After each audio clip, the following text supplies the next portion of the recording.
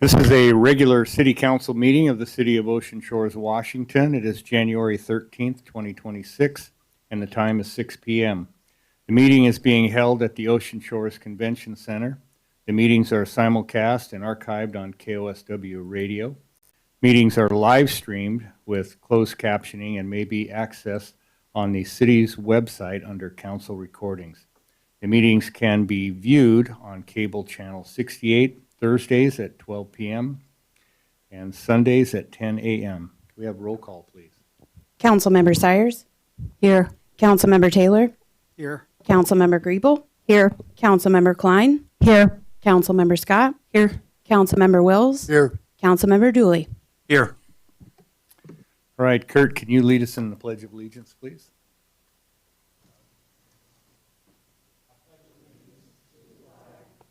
The United States of America, and to the republic for which it stands, one nation, under God, indivisible, with liberty and justice for all.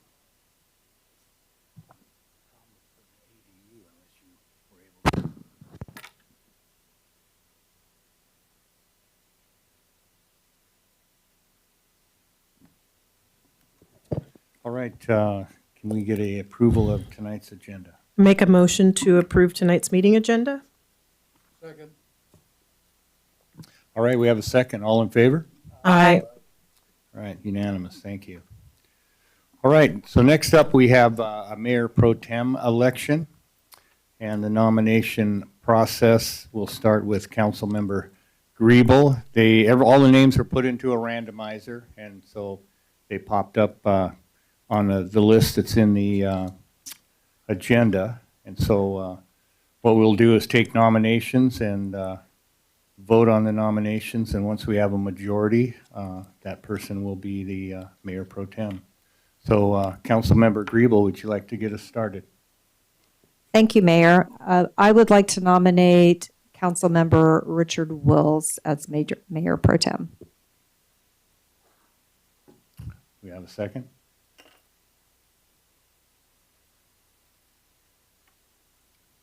Not seeing one, I guess we'll go to the next Councilmember Klein. I would like to nominate Councilmember Sires. Second. All right, we do have a second for Denise Sires. So we want to vote? All in favor? Aye. All right, unanimous. Thank you. All right, so Sarah, can you do the oath of office for Denise?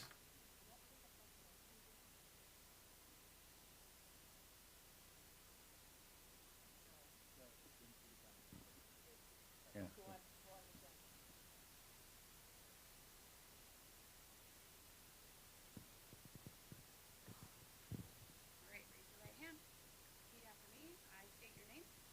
I, Denise Sires, do solemnly swear that I will support and defend the Constitution of the United States of America, the Constitution of the State of Washington, the laws of the State of Washington, the ordinances of the City of Ocean Shores, and will faithfully perform the duties of Mayor Pro Tem for the City of Ocean Shores, Washington, to the best of my ability.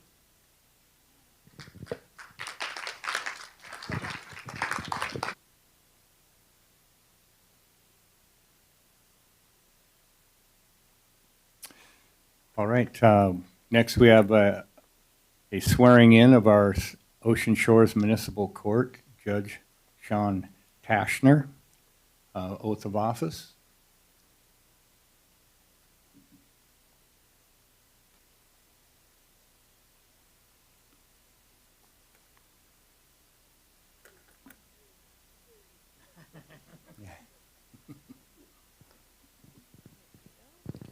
Raise your right hand. I state your name. I, Sean Tashner, do solemnly swear or affirm that I will support the Constitution of the United States and the Constitution of the State of Washington, and the Constitution of the State of Washington, and will faithfully and will faithfully discharge the duties of the office of the Judge of the Municipal Court for the City of Ocean Shores according to the best of my abilities. And I do further certify that I do not advocate, nor I am a member of, any organization that advocates the overthrow of the government of the United States by force or violence.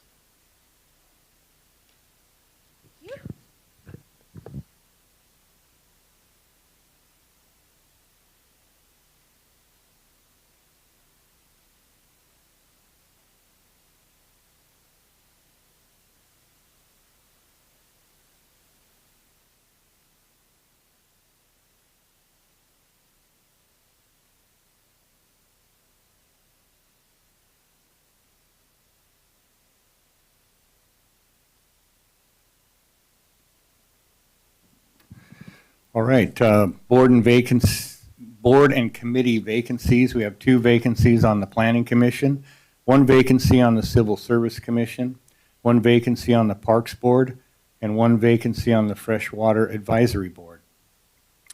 Appointments. I would like to appoint Brant Hill to the Planning Commission with council consensus. All right, thank you. That's unanimous.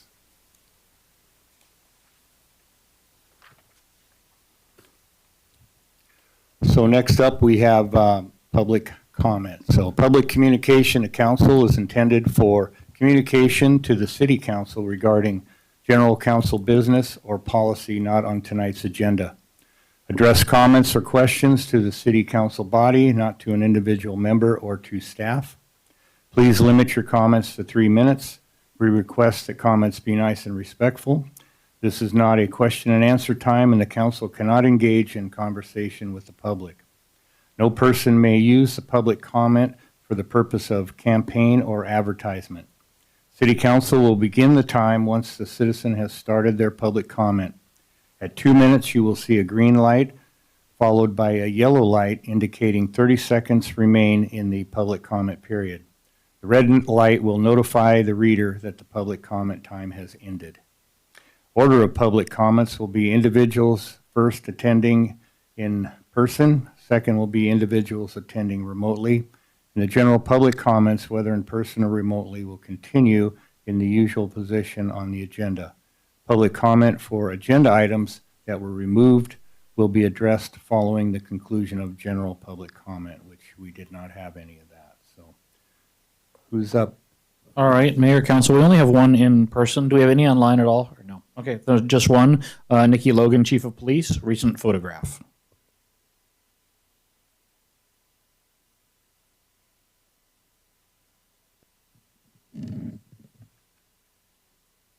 Good evening.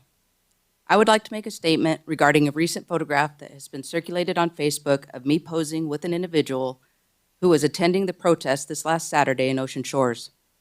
The individual was holding a sign that in no way reflects my opinion. Throughout my 27-year career, I have prided myself in treating everyone equally, no matter what their backgrounds or beliefs may be.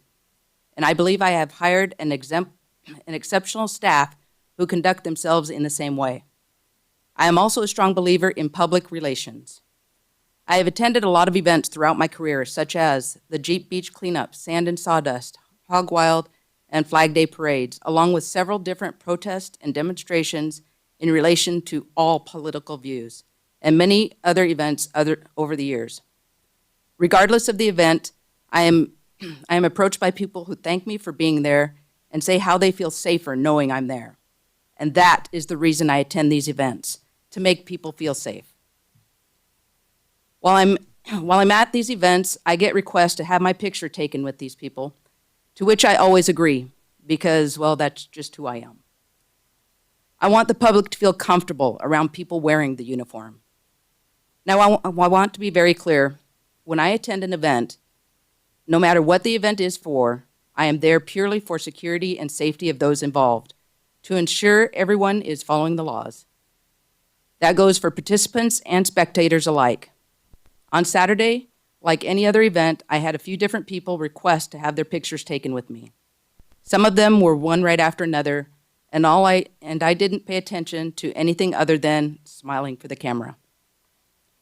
And though I understand the shock people may have had when they saw the photograph from Saturday's event, I am making the statement because I do not want, nor should, that photograph define how myself or my patrol staff conduct ourselves in the line of duty. Thank you for your time and attention. All right, thank you. That, nobody online, right? So that ends our public comment. So next we'll go to the city administrator report. All right, good evening, Mayor, Council, citizens. There's a lot happening, but not a lot I can discuss yet because none of it's entirely come to fruition. So I'm just going to let you know about a couple of events, but there's a lot we're working on. We're going to get a long one pretty soon, I think. This is an important one. This is a free community event that's to protect yourself from scams and fraud. It's being done by First Security Bank in partnership with the Ocean Shores Police Department. It's going to be January 23rd at between 2 and 3 o'clock at the Ocean Shores Library. And it's kind of learning how to recognize scams and protect personal and financial information and stay ahead of fraudsters. And the extra reason I'm bringing this up is because I hear a lot of really heartbreaking stories from our police department about people who have been scammed in Ocean Shores. And I know our median age is 63. There are some very, very clever mechanisms by which they get to have people give them their information, afford them money. Sometimes these things are almost unbelievable, and just how they'll actually come to your house and just take the money from you. And it's been given out right there on the spot by people believing this is something really to help a loved one, to help a relative. And it's just an outright scam. So I would, this will be on the city website as well. I would take advantage of this if you have any questions or concerns about that, or even for your loved ones, you have questions or concerns, because you just don't know who's on the other end of that phone. And at times they really do not have good intentions for you.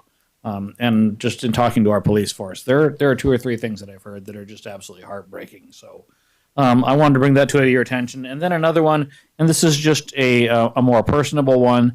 This is Hyperfiber Ripple Fiber. They are going to be coming into the convention center on Tuesday, January 20th from between 6 and 7:30. It's really just an eat and drink and get to social mixer. There's nothing real business, but it's to just talk to them about what they're doing. But as you know, we are coming in with fiber right now. It's being laid down on our PUD lines sort of as we speak. Eventually, they're going to start working in the right of way. But it will be a service that the citizens of Ocean Shores, parts of them have been able to have access to fiber, but the vast majority hasn't. And it will be a service that will be available to everyone on Ocean Shores in the very near future. So I just want to make people aware of that. And as I said, we have 3 or 4 big things that the mayor and I have been working on. We're just not quite ready to talk about them yet. So with that, I will conclude tonight's city administrator report. All right, thanks, Scott. So we'll move on to council liaison reports and council committee reports, and I'll start with Denise Sires. I signed warrants. I participated in police officer interviews. And just a note that both the LTAC and the finance committees are upcoming on January 22nd. All right, thanks. Don?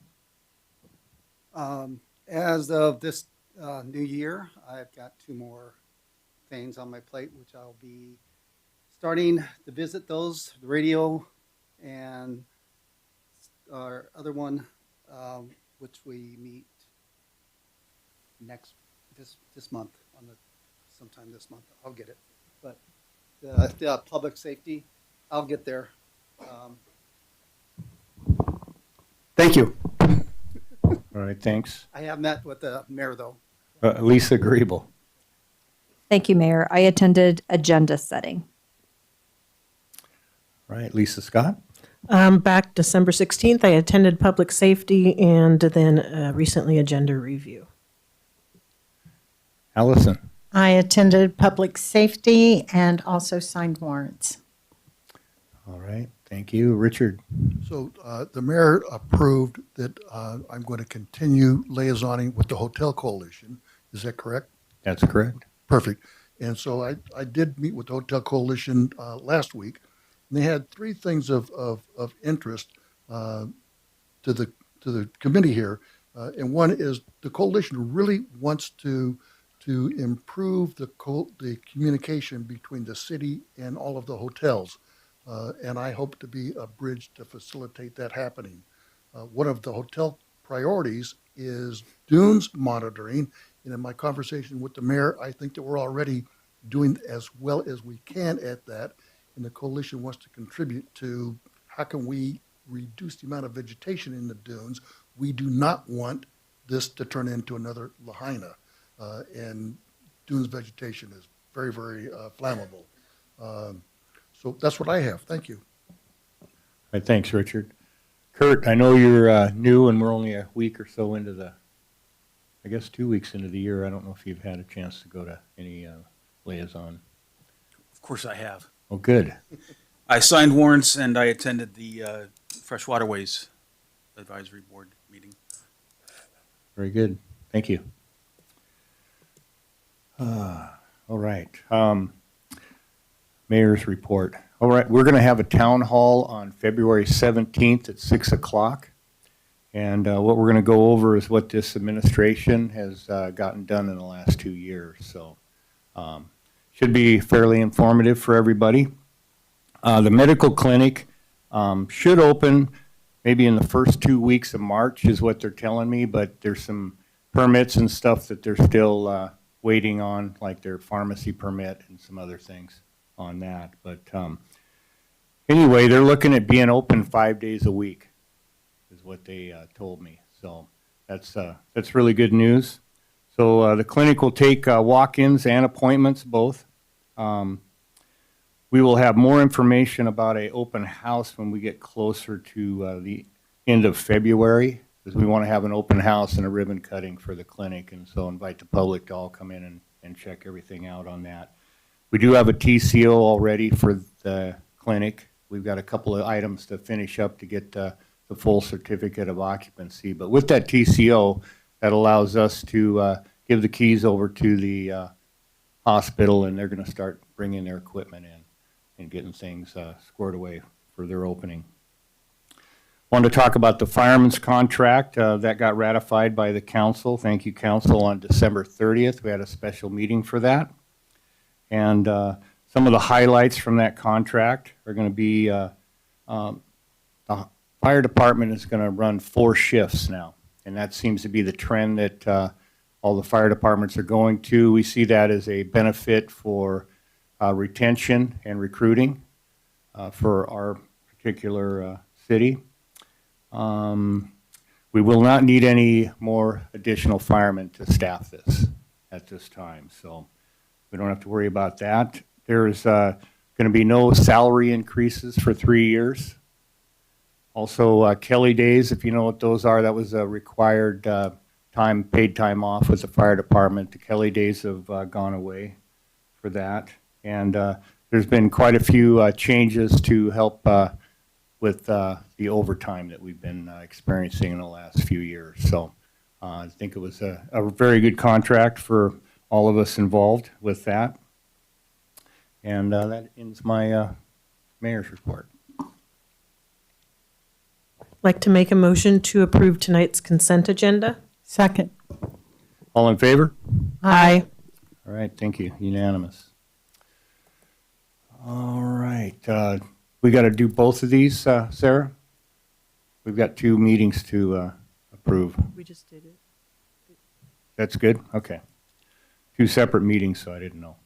All right, so we'll move on to new business. And we have an ordinance of the City Council of the City of Ocean Shores, Washington, amending certain definitions in section 6.04.010 of the Ocean Shores Municipal Code, providing for servability and establishing an effective date. And that will be presented by our Fire Chief, Nikki Logan, and our Deputy Chief, Carrie Vesco. Police chief. Oh, did I say Fire Chief? Yeah. Our Police Chief. Brian, don't get up. Sorry. Did the wrong thing. All right. My apologies. Good evening, everyone. This is just one simple change, and it's actually going to be under the definitions section. We noticed after a recent incident, while reviewing our city ordinance, that the word private was left out of the potentially dangerous dogs section of this ordinance. So that's really the only change that we're making, or that we're requesting at this moment, is so that it mirrors the dangerous dogs definition, where it says without provocation inflicts severe injury on a human being on public or private property. And that word private property, or that phrase private property, was left out of the potentially dangerous dog definition. All right, thank you. Do we have any public comment on this? All right, nobody online, so seeing none, council. Yes, Richard. So I, and perhaps others, find the word private may be confusing. In my understanding, and please correct me, if the dog is in my yard, in my fenced yard, then the dog can protect my home and the dog's property from intruders, including biting. So I'm just wondering if we need to modify the word private some way to make that explicitly clear. And I'm open to whatever the council decides on that. Right, thanks, Richard. Anybody else have a, yes, Kurt? I realize the amendment just adds the one word private, but since we're voting on the ordinance as a whole, I wanted to ask a few clarifying questions as well. Under sections 6.04-0 or .015, animal control doesn't have to personally witness an incident before declaring that a dog is dangerous. What kind of evidence do they rely on to make sure it's based on solid facts and not just complaints?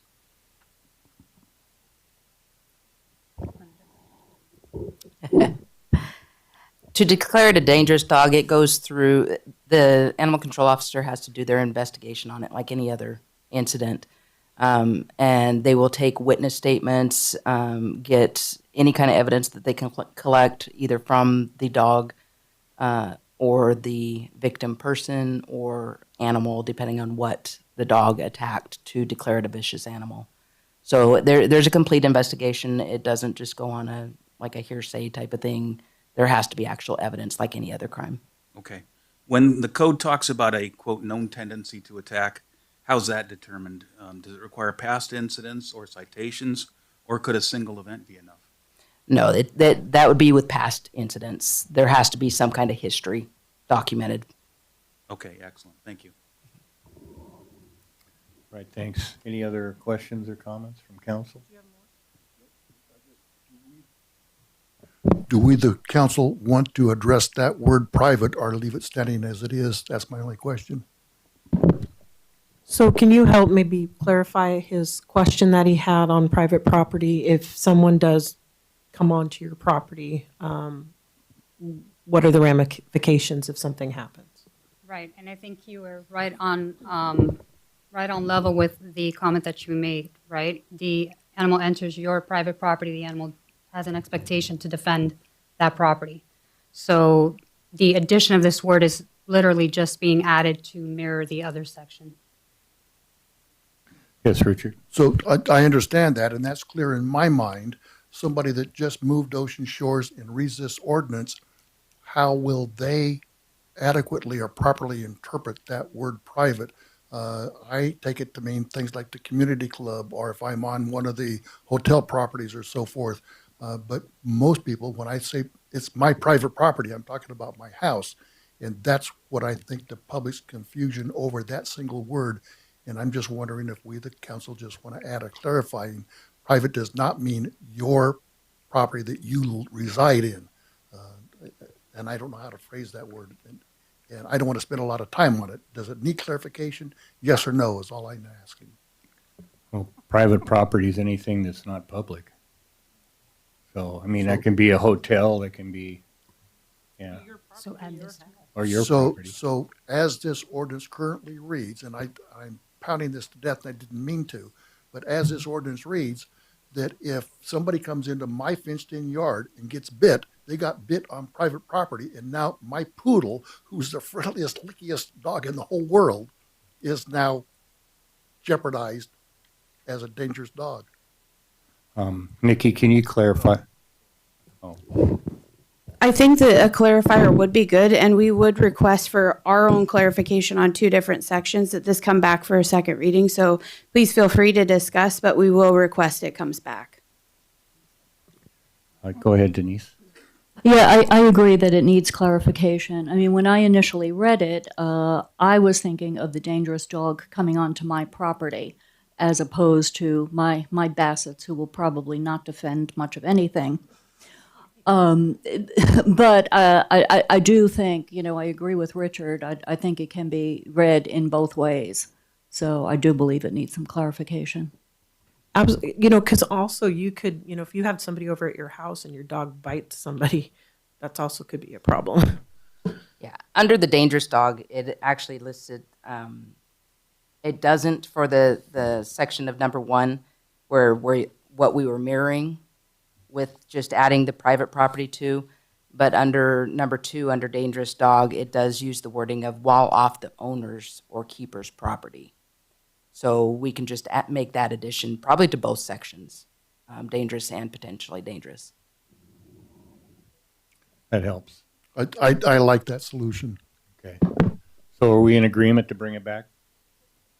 All right, we'll do that. Thank you very much. So next up, we have a request of the City Council of the City of Ocean Shores, Washington, to approve the Tech Connect 3-year automation software support agreement for the water and waste utilities, and that's presented by our Public Works Director, Ricky Victoriano.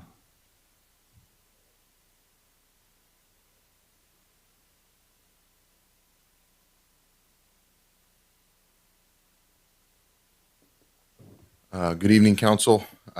So this is, it's mostly going to be software support, but there is also a certain amount of tech support and a discount when it comes to repairing any of our aged infrastructure. Since COVID, we've had a really long lead time on any electronics. So repair is usually the route that we go, and this helps with that as well. We've had it since we've started installing all of this infrastructure in 98, 99.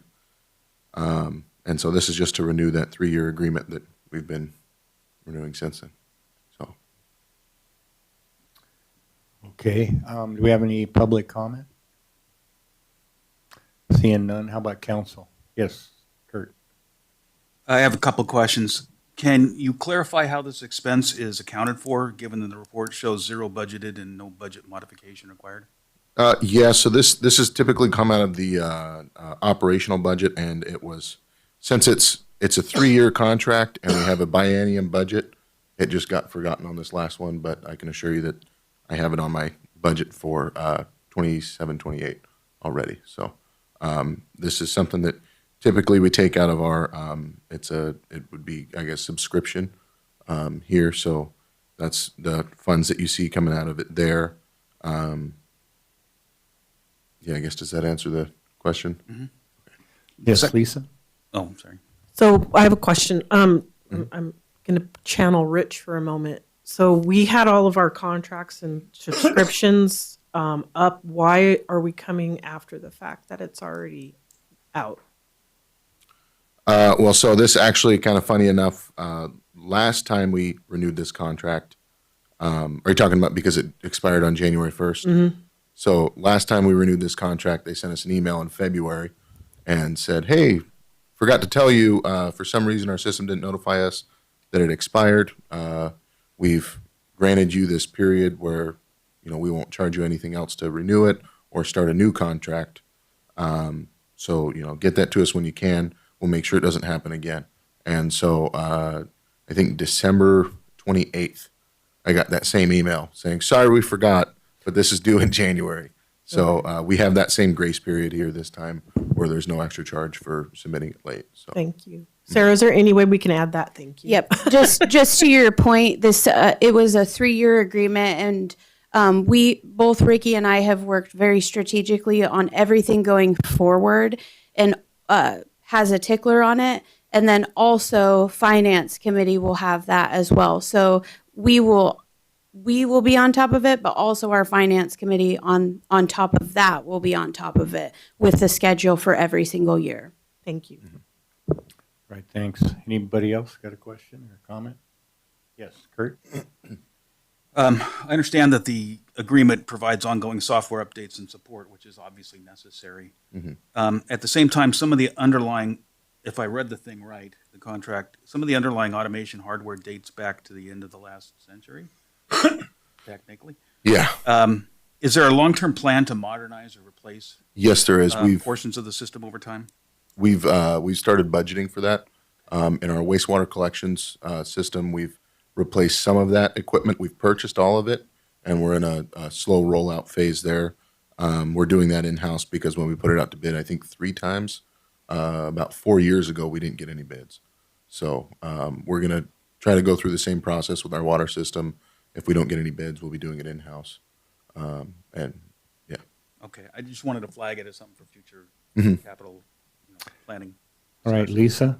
I'd like to go ahead and make a request that we approve the Tech Connect 3-year automation software support agreement for the water and wastewater utilities. Second. All in favor? Aye. Unanimous. Thank you. All right, thanks, Ricky. Next up, a request of the City Council of the City of Ocean Shores, Washington, to award the Fire Department modular flooring installation to North Coast Construction, and that is presented by our project manager, Becky Leach.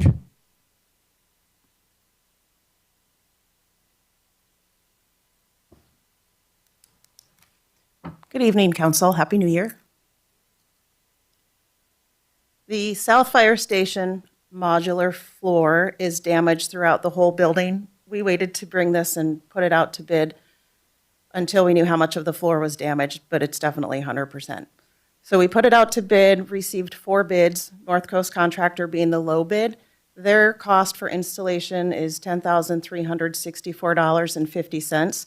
High bid was over $17,000. We're going to purchase, the city's going to purchase the flooring to save contractor markup costs, and the flooring is $4,343.93. So the total cost request is $14,708.43 for the replacement floor. All right, thanks. Any public comment? All right, not seeing any. Council? Allison, go ahead. When is this scheduled to be done? So the flooring will be done by the end of next week. If it passes, I'll be able to order it tomorrow and the flooring will be done. I just got one estimate for the generator, and the generator needs to run both the new building and the old building. The estimate is so high, I'm going to walk it with the mayor tomorrow, and we're going to do some value engineering, but I'm pretty sure that that's going to have to go out to bid. So I'm hoping end of February, mid-March. I don't remember who was first, but Richard, go ahead. And then So Kurt. there was a public comment that asked, how come we're doing this South Fire Station kind of budgeting it piecemeal? And my memory, which could be faulty, is that when we approved the fire station, that we said it's probably going to cost this much, and this flooring and the generator, I'm asking, is all kind of in that package deal, and we're doing it piecemeal because that's the way we do business. It's not the way we always do business, but with the South Fire Station, instead of having a general contractor manage all the subcontractors, we have North Coast Construction who's doing the bulk of the repairs. And then we have like the subcontractor electrician is working under the city. So that's why, that's the piecemeal look. We did it to save costs. So, but the overall, we're still well within what we, the council, approved for the total cost of this fire station. Yep, so capital facilities budget was approved use for the fire station, and we're well under. Yeah. Yep. Everything we run through the general contractor gets marked up. Okay.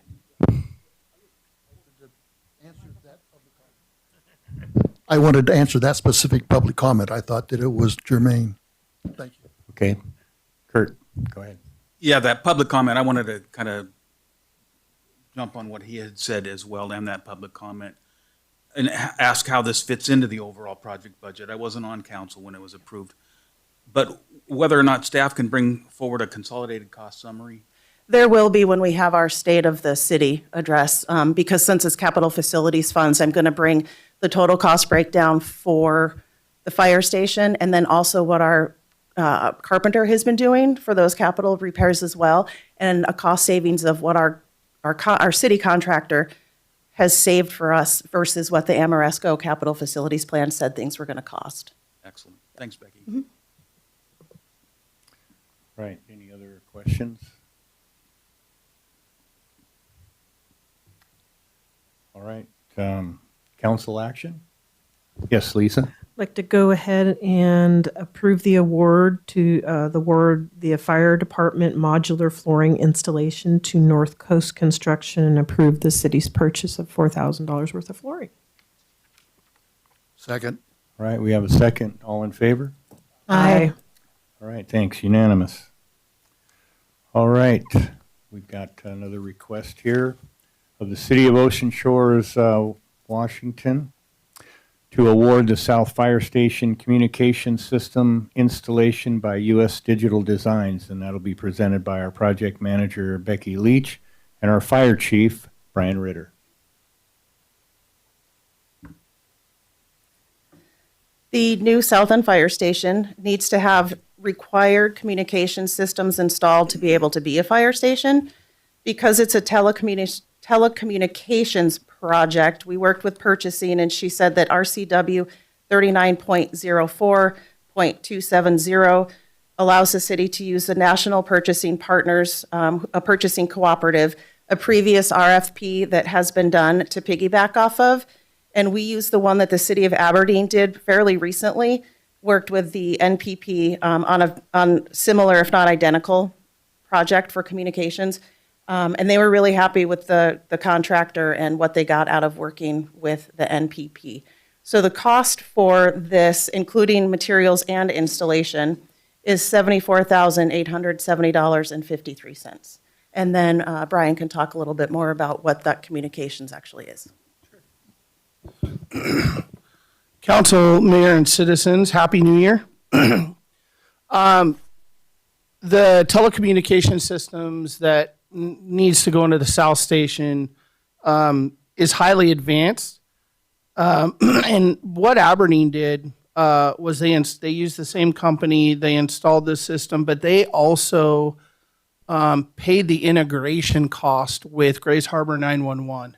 And there was a really big price tag with that. So they've already paid the price of that integration for this technology. So there is a significant cost savings in this. This equipment is the equipment that we use when we get an alarm, fire, medical alarms. And one of the benefits of this system and what they're finding out through our health and wellness is it's a ramped system. So instead of being jarred awake at night and your adrenaline dumping, which is causing us to have cardiac issues and not making it past retirement very long with all that adrenaline, it's a gradual toning system. And then what happens is it integrates on some screens that we have in the firehouse. So it slowly ramps up, the lights slowly come on, and it also saves time. So the very minute that dispatch gets this system, there's no delay from the dispatcher dispatching the call. It immediately comes on our screen so we can immediately respond. The other thing it does too is as the city grows, which it will continue to do so, is we're planning ahead. So basically, if we have staffing down there, let's say we have an engine company and a medic unit down there, instead of everybody waking up, it just wakes up the rooms that the medics are in, or it just wakes up the rooms that the firefighters are in on that engine company. And that's down the road. But I think one of the things we want to keep in mind as a city is planning for the future. Similar issues came when we built the headquarters fire station is we have to build for the future so we don't end up eating costs down the road. Aberdeen is very, very happy with this system. I talked with Chief Golding at length and Assistant Chief Nodell. They did do their homework and they said this by far is the best company that they found for the best price. So the technologies involved with this system are very high end, and they will withstand, obviously, with the generator, any kind of outages that we have and weather problems and things like that, so we can continue to respond during emergencies. All right, thanks, Brian. Any public comment? I see none. Council? Yes, Richard? Not a question, more of a comment. The chief can correct me, but my memory is that the standard for a one-alarm house fire, the standard response is 19 firefighters. We have a total of 25. So everything that we can do to facilitate fire response is a plus. The most expensive thing in our budget is salary. And in order to staff 19 firefighters per 4 shifts, we're just not going to do it. So anything that we can do to speed our response time is a plus in our column. So I'm very in favor of this. Right, Denise? Yeah, it sounds great. The question though is, if this is for the South Fire Station, how does this relate to the main station? Is it the same, or it sounds like this is an improved version? This is a extremely improved version. They did give us a quote for the North Station, and down the road it may be something that we'd want to, be interested in looking at. But it is way better than the North Station. Lights slam on, alarms go, and that wreaks havoc on our health and wellness. And it's way more technologically advanced. However, we're getting the same calls and stuff like that. It's just the delivery and the robustness of the technology through different weather systems and things like that that become more beneficial, especially down at the south end. Go ahead, Lisa. Do you anticipate bringing the North Station at the next budget cycle? The North Station dispatch Yeah. system, no. Not, it's that expensive. I mean, I would like to. Well, I meant the next biennium budget, or I guess that'd be 27. I could throw it in there, and I would like to make that a priority because health and wellness and safety is my priority for my members. But we have other things that will become a little more critical as far as apparatus and things like that. Yeah. So I can tell you that the firefighters are extremely pleased with the system. It's really helping in their overall mental well-being. Right. Scott, go ahead. And just to clarify something that you just asked now, there is something that we're working on. It will not be implemented overnight if it happens, but if it does come to fruition, working with some of our Washington State partners, it would incorporate some of these aspects, and we would not have to pay for them. Yes, Richard. I'd like to go ahead and make a motion to approve the request of the City Council of the City of Ocean Shores, Washington, to award the fire department, no, I'm on the wrong one, to award the South Fire Station Communication System installation to U.S. Digital Design. Second. All right, we have a second. All in favor? Aye. All right, thank you. Unanimous. We have no discussion tonight, and we do have an executive session, and we will start that at 6:44. I think we're going to need at least 20 minutes. And so we will be back at 7:04, hopefully.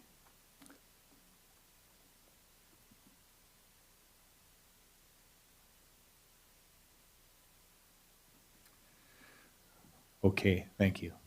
Executive session will be that portion of the meeting for the governing bodies to review negotiations on the performance of publicly bid contracts when public knowledge regarding such consideration would cause a likelihood of increased costs. That's RCW 42.30.110(1)D.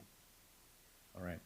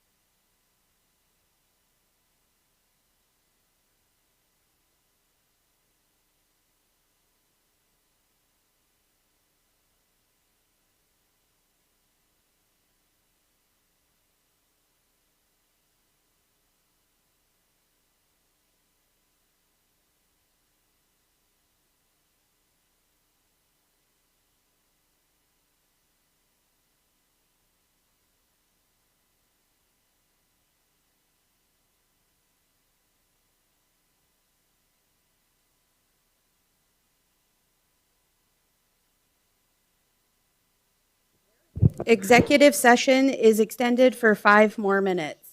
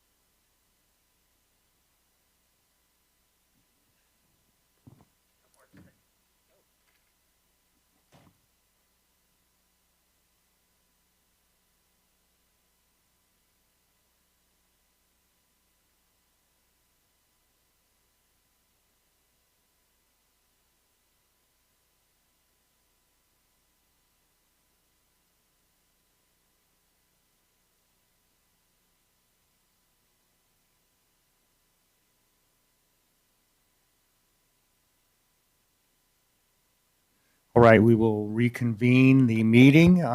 There will be no council action tonight on that, so we'll move to Agenda Review Committee, and that will be Thursday, January 15th at 9 a.m. Council members Scott, Sires, and Klein will be at the agenda review. For the good of the order, next, we'll start with Kurt.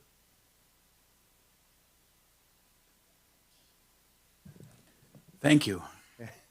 I just want to say thank you to staff, the council, and everyone for their work preparing tonight's agenda, and to the public for taking the time to be here in person or online and engage. I'm looking forward to working collaboratively with everybody. All right, thanks. Richard. So I think that this is potentially going to be a great year for city council and city business. I'm looking forward to this year, and congratulations, Denise. I think that you will make a great mayor pro tem. I'm a little bit disappointed that I didn't get a second, but not totally unexpected. I think that good job. Thank you, Denise. Thank you, city council. All right, thanks, Richard. Allison. I have nothing. All right, Lisa Scott. Happy New Year. Congratulations, Denise. You will have easy shoes to fill. All right, Lisa Griebel. Thank you, Mayor. Congratulations, Denise. Tom. Congratulations. And just for Talking to the mic. It's for It is. the radio and Now it TV. is. Yeah. With the weather we've had, the fog that we have, drive safe on the roads. We don't need any more accidents on 115 and stuff.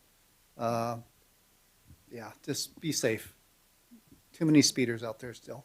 All right, thanks, Tom. Denise? Yeah, thank you for your vote, Council. And I actually do have two things. One is that I wanted to thank and acknowledge, I had gotten some statistics from the North Beach Senior Center of what they have done in 2025. And there's many bullets here, but I just wanted to read out a couple. And as many of you know, I work at the food bank, and they have brought a total of 2.2 plus million pounds of food into the city and redistributed it. Along with that, they provide the senior meal boxes, 2,600 total. They average 100 every 2 weeks. They do senior lunches. They do kid meal boxes. They provide snacks to 16 schools in our county, and of course they do provide the food for the free community dinner. That's just a few of the highlights. The other thing I wanted to do was to offer my sympathy to the Walls family. Randy passed away yesterday, and many of you may not know Randy and Ginny, but for many, many years they coordinated the AARP tax program at the library. And hundreds of people, I'm sure it's in the thousands, have benefited from that. So my sympathy and on Randy's passing yesterday. All right, thanks. I'll just say one thing about Jeff Moyer and the senior center. The elementary school was going to have a problem coming up with some lunches here for a while back. And I talked to Jeff Moyer, and he was like, let me know how many you need. And he jumped on it. I got him hooked up with our school superintendent, Richard Zimmerman, and those two worked it out. And I really want to thank Jeff for stepping up and helping those kids out. So anyway, can I get an adjourn? Move to adjourn. All right, we're adjourned.